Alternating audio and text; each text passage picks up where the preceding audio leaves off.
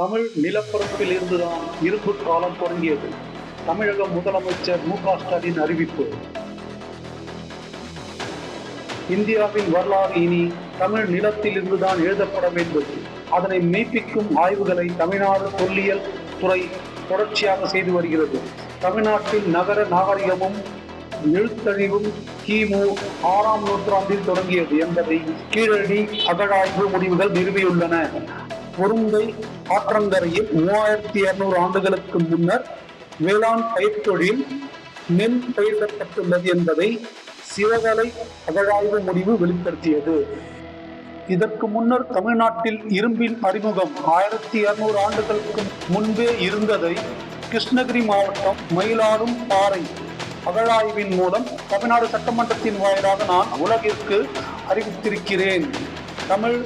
தமிழ் நிலம் தமிழ்நாடு குறித்து நாம் இதுவரை சொல்லி வந்ததை ஏதோ இலக்கிய புனைவுகள் அல்ல, அரசியலுக்காக சொன்னவை அல்ல, வரலாற்று ஆதாரங்கள், உலக அறிஞர்களால் ஏற்றுக்கொள்ளப்பட்டவை என்பதை மெய்ப்பிக்க வேண்டிய கடமையை இந்த திராவிட மாடல் அரசு எடுத்துக்கொள்கிறது.